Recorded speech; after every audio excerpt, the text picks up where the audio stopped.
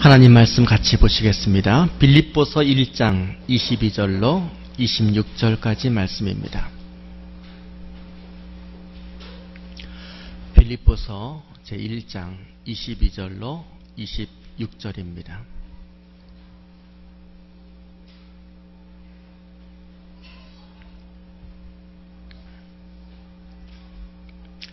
봉독해 드리겠습니다.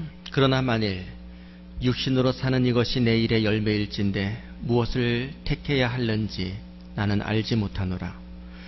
내가 그 둘 사이에 끼었으니 차라리 세상을 떠나서 그리스도와 함께 있는 것이 훨씬 더 좋은 일이라. 그렇게 하고 싶으나 내가 육신으로 있는 것이 너희를 위하여 더 유익하리라.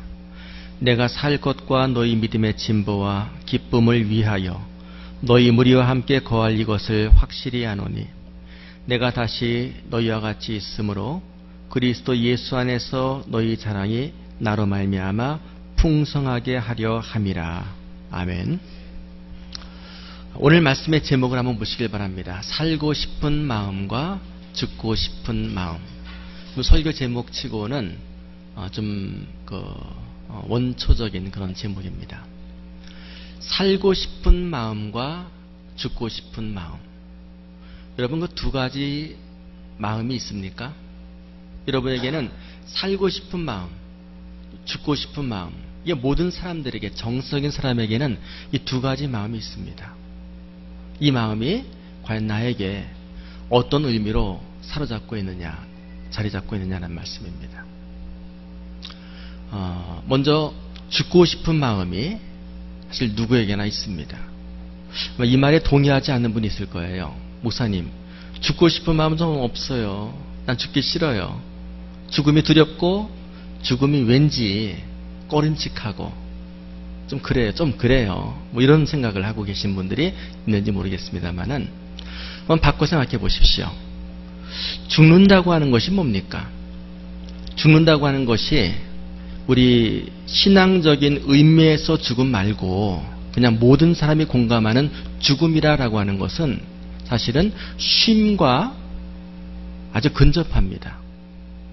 가장 편하게 가장 잘 쉬는 그 휴가는 어쩌면 죽음일 수도 있습니다. 여러분 그런 상상해 보셨어요? 좀 쉬고 싶다.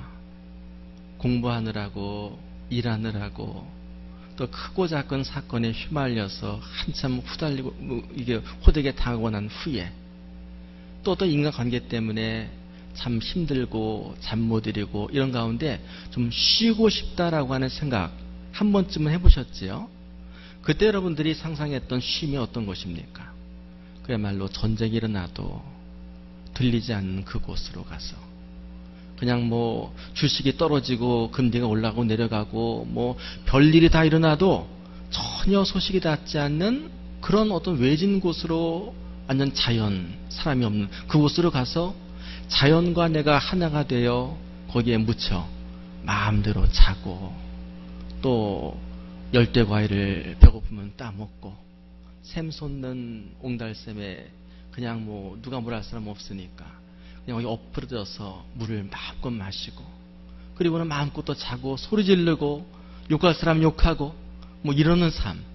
누가 이제 끝났으니까 오라 돌아오라 이런 얘기 기약 없이 말이죠.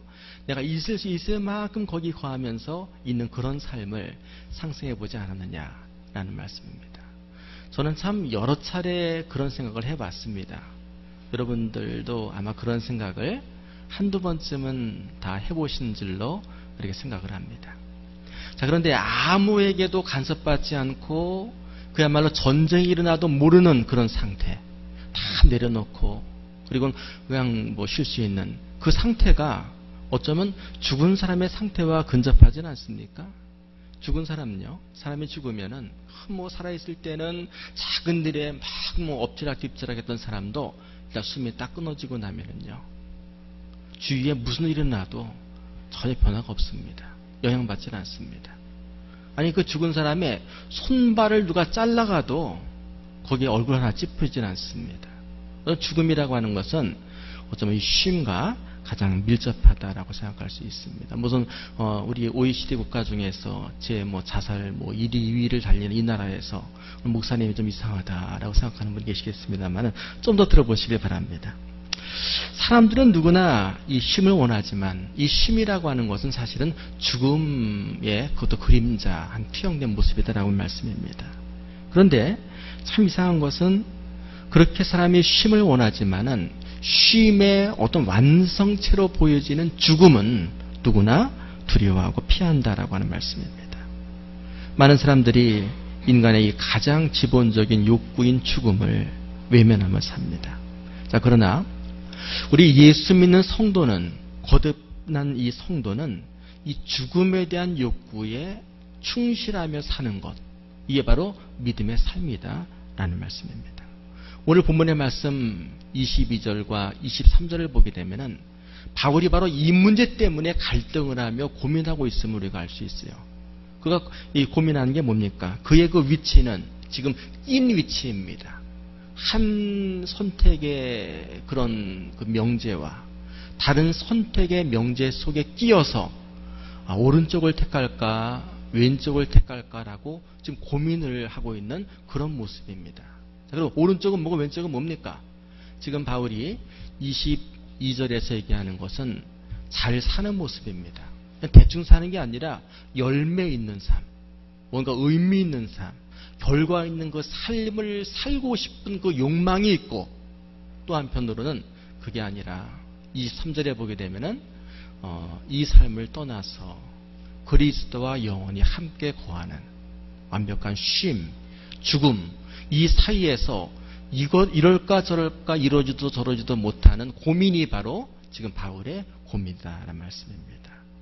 몹시 난처하고 있던 바울은 그 가운데서 불현듯 한 가지를 택합니다.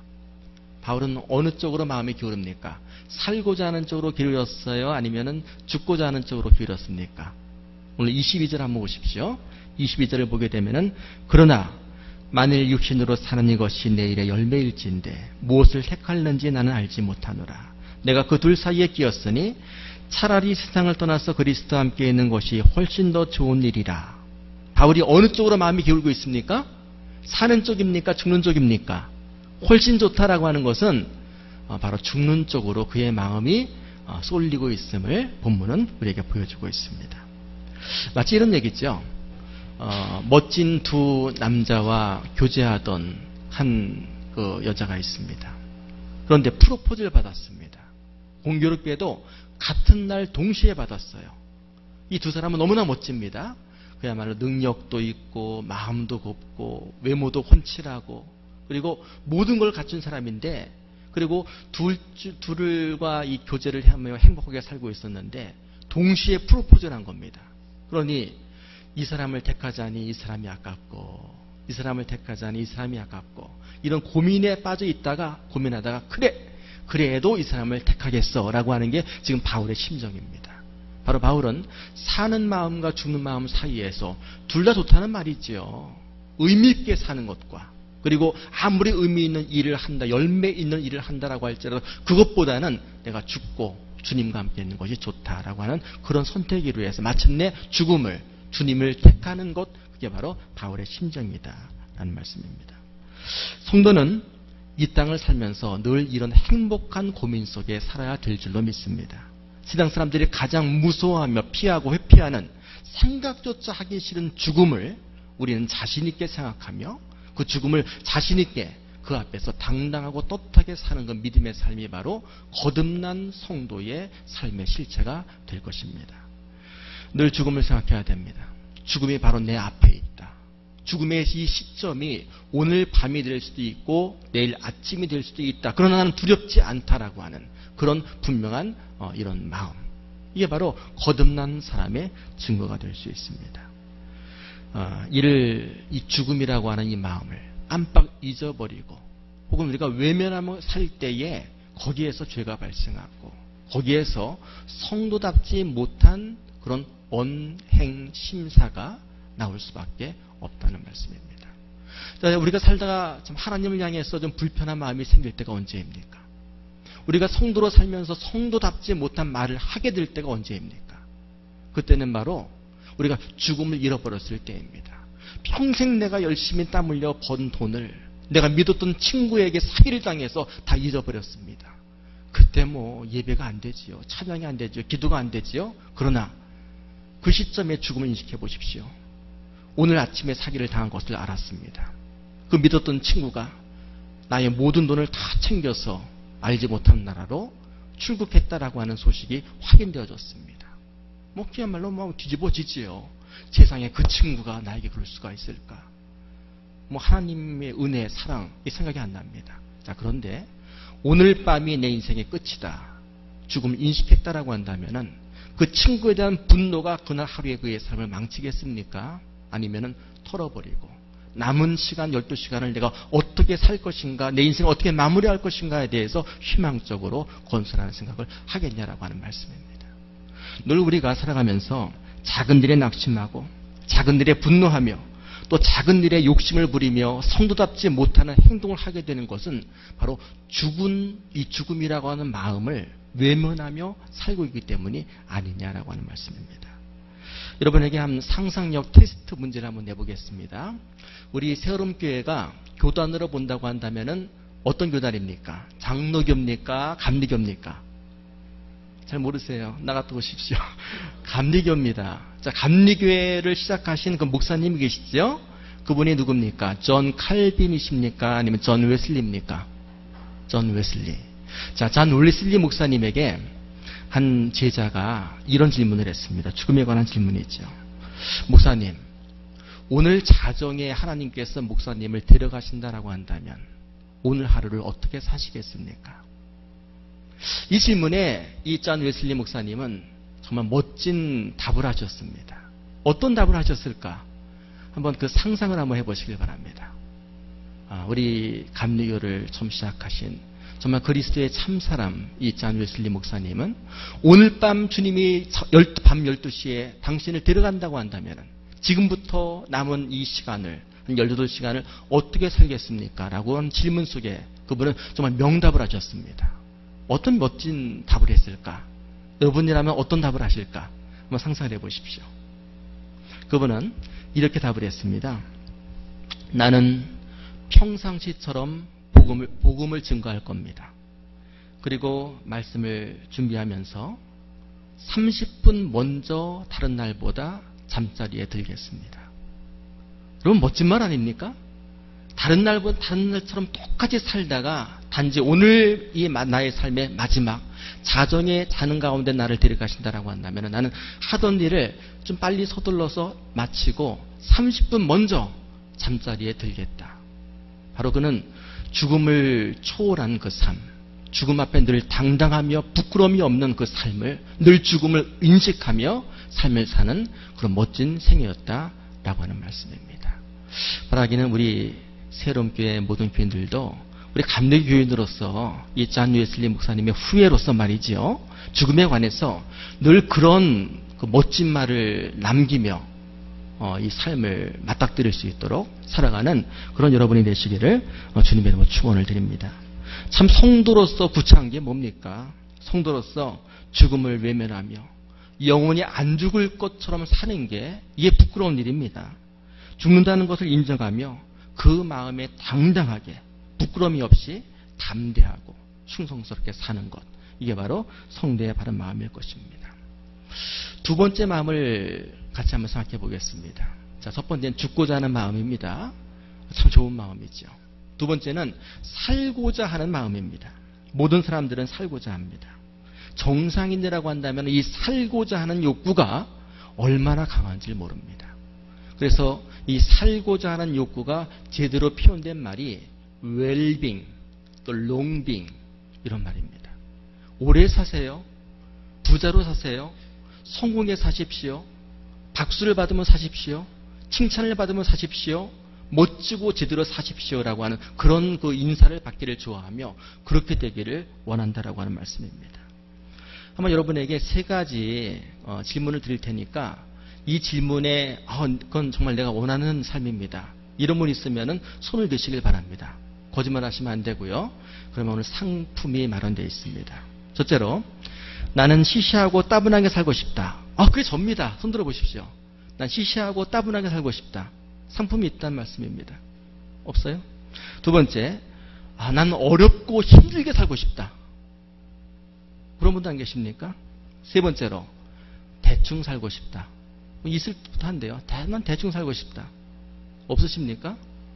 여러분 모두가 멋지고 정말 뭐랄까요? 멋지고 또 이렇게 성공적이고 이런 삶을 살기를 원하시는가 봐요. 다 이렇게 시시하고 따분한 어렵고 힘든 대충 살고 싶은 사람은 없는 줄 압니다. 자, 이게 뭡니까? 살고자 하는 마음, 그것도 제대로 잘 살고자 하는 마음을 가지고 우리는 산다라고 하는 말씀입니다. 자, 그런데 참 제가 볼 때 이상한 것은요, 많은 사람들이 잘 살고자 하는 마음은 있지만 그 마음대로 사는 사람이 없다라고 하는 말씀입니다. 잘 살고자 하는 생각은 있는데 그 생각대로 사는 사람들을 저는 쉽게 만나보질 못합니다. 참 잘 산다라고 하는 것, 웰빙한다고 하는 것 원하면서도 웰빙하게 안 살아요. 웰빙을 소원하면서도 사실은 배빙하게, 월스트빙하게 그렇게 사는 사람들이 대다수였다라고 하는 말씀입니다. 잘 살려면은 누구나 잘 살 수 있습니다. 어떻게 하면 잘 삽니까? 잘 살고자 하는 마음대로 노력하면 잘 살 수 있습니다. 학생이 잘 살고 공부 잘하고자 하는 마음이 있다라고 한다면 열심히 공부하면은 성적이 올라갑니다. 돈을 버는 사람이 열심히 땀 흘려 돈을 벌면은 돈 많이 법니다. 기관 다니면서 내가 인정받고 승진하길 원하면은 열심히 팔고도 붙이고 해보세요. 그러면은 남들 명퇴당할 때 그 사람은 승진한다라고 하는 말씀입니다. 잘 살길 원하면서 노력하지 않는 그런 것들이 얼마나 우리 주변에 많느냐라고 하는 말씀입니다. 이번에 런던 올림픽을 며칠 앞두고 있는데요. 런던 올림픽의 주변 기사 가운데서 제 마음을 강하게 감동시킨 그런 사람이 있습니다. 누구냐 하게 되면은 피스토리우스라고 하는 사람입니다. 남아공의 1600m 계주의 주자로서 국가대표로 출전한 사람인데 이 사람이 달리는 모습을 보니까 이 발목 밑으로 발이 없어요. 스프링 같은 이렇게 의족 같은 걸 하고 달리더라고요. 장애인 올림픽도 아니라 정상인 이 4년마다 열리는 하계 올림픽 전 세계 이 선수들이 모여서 경쟁하는 여기에 두 발이 없는 절단된 사람이 국가대표로 선발돼서 뛴다라고 하는 말씀입니다.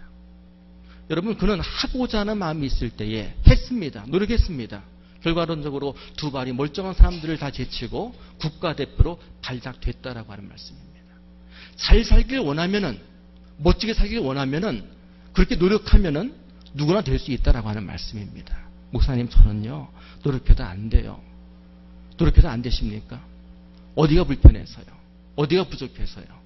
두 발 없는 사람에 비해서, 듣지도 보지도 말하지도 못하는 헬렌 킬러에 비해서 당신이 무엇이 부족하기에 멋진 삶을 도전하지 못한다라고 하는 그 질문을 한번 던져보라라고 하는 말씀입니다. 잘 살길 원하면은 잘 사십시오. 우리 하나님께서는 당신의 선택한 자녀들이 이 땅에서 잘 살기를, 멋지게 살기를 원하시는 줄로 믿습니다. 여러분, 하나님께서 여러분 잘 살길 원하세요. 멋지게 살길 원하십니다. 믿는 성도가 믿지 않는 성도보다 못한 삶을 살기를 하나님께서는 결코 원하지 않으신다라고 하는 말씀입니다. 바라기는 우리 새롭게 모든 성도들이 이 땅에서 교회 안에서나 교회 밖에서나 가정에서나 직장에서나 일할 때나 쉴 때나 정말 멋지게 사시는 여러분 되시기를 주님의 이름으로 축원을 드립니다. 이번 주에 그 교회 홈페이지 팀을 관리하신 집사님에게 교회 홈페이지 안에 하나 코너 섹션을 만들어 달라고 부탁을 드렸습니다. 그 섹션이 우리 교인들이 회원들만 볼 수 있는 섹션인데요. Life with Us라고 하는 섹션입니다. 혹시 보신 분 계세요? Life with Us라고 하는 메인 코너를 만들었는데 그게 뭐냐면은 우리가 하나님의 자녀로서 최소한 이렇게 삽시다라고, 우리 함께 이렇게 살아봅시다라고 하는 그런 코너입니다. 오랫동안 제가 목회하면서 하나님의 자녀로서 우리 하나님이 어떤 삶을 원하실까라고 했을 때에 이러이러한 삶을 살기 원하신다라고 해서 마음에 품고 있던 그런 생각들을 서서히 이제 라이프 위스 어스, 우리 함께하는 삶, 주님과 함께하는 삶, 성도와 손을 잡고 사는 삶은 이런 삶입니다 라는 코너인데요. 이제 어제 만들었으니까 이번 주에 제가 구체적으로 레이아웃을 좀 하려고 합니다. 이번 주말쯤 해가지고 보시면은 정말 우리 새여름교회 교인들은 어떤 삶을 향하여 어떤 축복된 삶을 함께 유쾌하게 나누며 살아야 될 것인가를 약간 좀 같이 나눌 수 있지 않을까 생각을 합니다. 그럼 바울은 그렇게 살았습니다. 바울은 멋지게 살았습니다. 다메섹 도상에서 예수 그리스도를 만나 그의 심령이 변화되며 그가 거듭난 이후에 그의 삶은 멋진 삶이었습니다. 누구에게나 자랑할 수 있는 삶, 사람을 향해서, 하나님을 향해서 그 삶의 결과, 그 일의 열매를 자신 있게 드러낼 만한 삶을 살았다라고 하는 말씀입니다. 바울은 어떤 열매를 맺었습니까? 성령의 열매를 맺으며 살았습니다. 그의 모든 삶의 일대기를 그의 서신서를 통해서 읽어보게 되면은 그가 어떠한 삶을 살아왔는지를 우리가 알 수 있지요. 또한 그는 선교의 열매를, 그 멋진 열매를 그 누구보다도 많이 맺으며 살아왔습니다.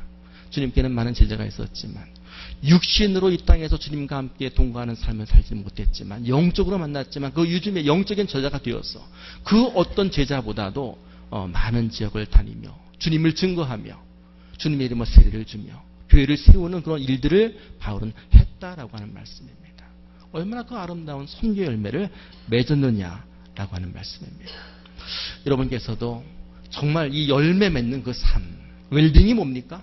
잘 산다고 하는 게 뭐예요? 성도로서 주님을 위해서 많은 사람들이 유익하는 그런 유익한 열매를 풍성하게 소담하게 많이 맺으며 사는 삶, 이게 바로 멋진 열매 맺는 잘 사는 삶이 될 것입니다. 오늘 이제 말씀의 결론으로 열매에 관해서 말씀을 드리려고 그래요. 오늘 바울이 22절에 보게 되면은 그러나 만일 육신으로 사는 이것이 내 일의 열매일진데, 이 사는 것, 열매가 되는 이 삶에 관해서 말씀하고 있습니다. 그가 말하는 이 열매라고 하는 삶은 빌립보 선지를 통해서 그가 세운 빌립보 교회 교인들과 함께 그들의 믿음을 위로하며 권면하며 그들로 하여금 그 믿음이 성장하며 성숙하며 주님의 나라를 위해서 일꾼으로 세워지는 그 일을 돕는 그게 바로 그 일의 열매입니다. 그 일을 하며 살고 싶다라고 하는 말씀이죠.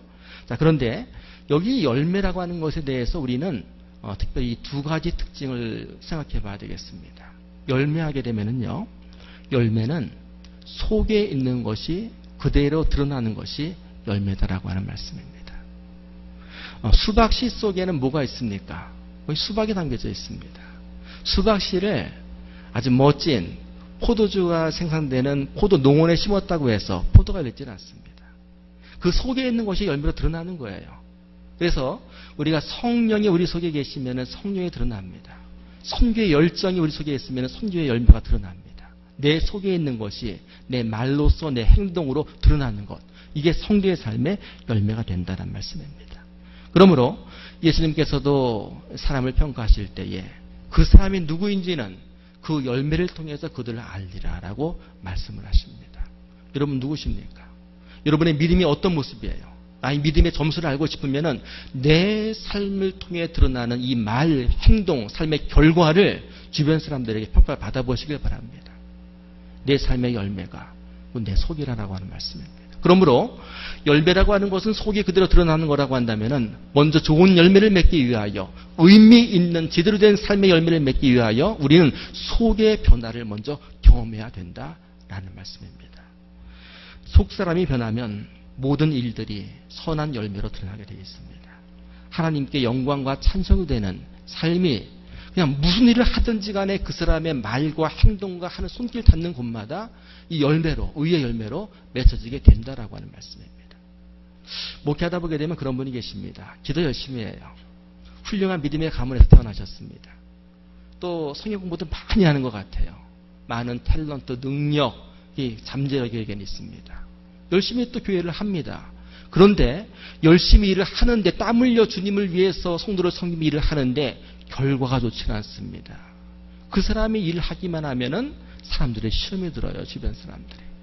그 사람의 그 봉사를 통해서 뭐 일어나는 것이 아니라 자꾸 말이죠. 무슨 불 끄듯이 말이죠. 사그라드는 그런 일들이 일어나는 사람이 있습니다.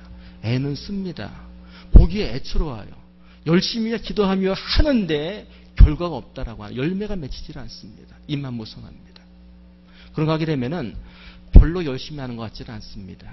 뭐 훌륭한 신앙의 가문에 태어난 것도 아니고 늦깎이로 예수를 믿고 겨우 주의를 지키고 하는데 그 사람의 삶을 통하여 사람들이 일어납니다.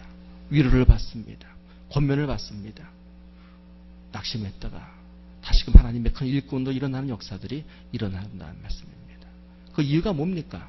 그 이유는 속이란 말씀이죠. 내가 겉으로 얼마만큼 거룩한 채 하느냐, 얼마만큼 법을 지키며 하나님의 말씀을 지키며 사는 채 하느냐, 이게 중요한 게 아니라 내 속에 하나님의 이 감동하심, 속사람의 변화를 경험하고 내가 사느냐라고 한다면은 내가 쉽게 해도 하나님께서 우리 속에 착한 일을 시작하신 그분께서 내 속에 하는 모든 일들이 선한 일, 하나님 영광을 위하고 찬송을 위한 일이 될 수 있도록 열매 맺도록 인도해 주신다라고 하는 말씀입니다. 속사람이 변하면 그가 하는 모든 일들이 선하게 되어집니다. 그러나 속사람이 악하면은요, 열심히 기도하며 처리하며 열심히 헌금하고 열심히 손을 잡고 교회를 세우고 막 조직을 만들고 사업을 한다고 할지라도 결론은 그리스도의 이름에 도움이 되는 일이 아니라 오히려 주의 이름에 명예를 더럽히는 그런 일이 될 수밖에 없다라고 하는 말씀입니다. 여러분, 오늘 내가 억지로 내 손으로 어떤 것을 만들어내느냐 여기에 신경 쓰지 마시고 속사람의 변화에 좀 관심을 기울이시며 내 속의 변화를 위해서 여러분 고민하시며 기도하시며 하나님께 구하시는 여러분 되시기를 주님의 이름으로 축원을 드립니다. 그럼 내가 속사람이 변한 사람인가 안 변한 사람인가 간단히 알아볼 수가 있습니다. 내 안에 진심으로 예수 그리스도를 위해서 살고자 하는 마음이 있다라고 한다면 속사람이 그만큼 변한 겁니다. 여러분의 마음에 한번 점검해 보시길 바랍니다. 내 마음이 나를 위해 살고자 하는 마음이 더 강한가? 아니면 주님을 위해 살고자 하는 마음이 강한가? 라는 말씀입니다. 나를 위해 살고자 하는 마음이 강하다라고 하는 그만큼 내가 주인된 삶입니다. 그러나 그 삶을 버리고 내가 주님을 위해서 내 건강도 시간도 물질도 내 능력도 내 탤런트도 사용되어지길 원합니다. 이 열망이 더 강하다라고 하는 그만큼 나는 속사람이 변한 사람이다 라고 하는 말씀입니다. 누구나 은혜를 받으면 속사람이 변합니다. 그 변화의 핵심, 그 인생의 주체가 나에서 그리스도 예수로 바뀌게 된다라는 말씀입니다. 그래서 주님을 위해 살고 싶은 마음, 열매 맺고 싶은 마음이 일어나는 것. 이게 바로 바울이 경험한 삶, 그의 삶의 이유, 살고자 하는 마음의 정체다라고 하는 말씀입니다. 그렇지 않습니까? 우리가 누구를 사랑하게 되면은 그 사람을 위해서 나의 시간을, 나의 물질을, 나의 모든 것을 사용하고 싶어집니다. 손주, 손녀를 사랑하는 할아버지, 할머니들을 보십시오. 그분들 손주, 손녀가 먹을 것을 사는 데 있어서는 돈을 아끼지는 않으십니다. 비싼 과자를 막 사오시지요. 그리고 손주, 손녀에게 그 과자를 선물합니다. 손주, 손녀가 그 과자를 뜯어서 막 먹게 되면은 저 비싼 거를 한꺼번에 많이 먹네, 저 못된 것, 이러는 분 아무도 없습니다. 아이고, 내 새끼 잘 먹네. 아깝질 않아요? 왜? 사랑하는 아이를 위해서 준비하고 그 아이가 먹을 때 아깝지 않다라고 하는 말씀입니다. 사랑하는 젊은 남녀를 보십시오. 정말 사랑하면은요, 그 사람을 위해서 선물을 준비하고 또 그걸 주고 그 선물을 뜯어보면서 즐거워하는 모습에 행복해 한다라고 하는 말씀입니다. 혹시 우리 교회 청년들 중에서 교제하고 있는데 이 선물 횟수 갖고 따지고 선물 액수 갖고 따지는 사람이 있으면은 일찌감치 정리해 보시길 바랍니다. 사랑하면은요, 아낌이 없다라고 하는 말씀입니다. 내 용돈의 절반, 아니 빚을 내서라도 선물을 준비하고 선물하면서도 전혀 거기에 대해서 악구하는 그 마음이 생각할 수도 없는 것, 그게 진정한 사랑 아닙니까? 은혜를 받게 되면은 그리스도의 사랑을 깨닫게 되면은요, 주님을 향해 사랑의 마음이 열리게 되면은 주님을 위해서 하고자 하는 일에 대해서 아까운 것이 없다라고 하는 말씀입니다. 내 시간 전체를 드리고 내 물질 전체를 드리고도 더 드릴 것이 없어서 어디 빌려서 드릴 수 없을까라고 고민할 수 있는 그 행복한 고민 속에 사랑하는 것, 이게 진정한 일의 열매가 될 줄로 믿습니다. 바라기 여러분들, 진정 이 땅을 살아가면서 여러분이 걸어가신 모든 사람들을 사랑하며 사는 이 축복의 삶이 되시기를 주님의 이름으로 축원을 드립니다. 그리고 영원히 여러분의 편에서 여러분을 위해서 모든 것이 되어주시는 주님을 사랑하는 그 속사람으로 살게 되시는 여러분 되시기를 주님의 이름으로 축원을 드립니다. 두 번째 열매의 특징은 뭐냐 하게 되면 열매는 재촉해서 빨리 맺을 수 없다라고 하는 말씀입니다. 속성재배는 없습니다. 열매는요. 거름을 많이 주면은 열매가 좀 커질 수는 있어요. 좀 더 맛있어질 수는 있지만은 더 빨리 열매를 맺게 할 수 있는 방법은 없다라고 하는 말씀입니다. 씨를 심으면 뿌리가 내려지고 줄기가 나고 성장을 해야 됩니다. 시간이 돼야 돼요. 기다려야지 열매는 맺혀지는 것입니다. 열매는 공장에서 찍어내는 공산품이 아닙니다. 하나님께서 때가 되어 인내와 기다림을 통해서 우리에게 안겨주시는 것, 그것이 열매입니다. 열매가 맺혀지려면 시간이 필요합니다. 성령을 내가 오늘 뜨겁게 체험했다고 해서 주님께 헌신하고 사명자가 됐다고 해서 열매가 내일 덜컥 열려지는 것, 그것이 아니다라고 하는 말씀입니다.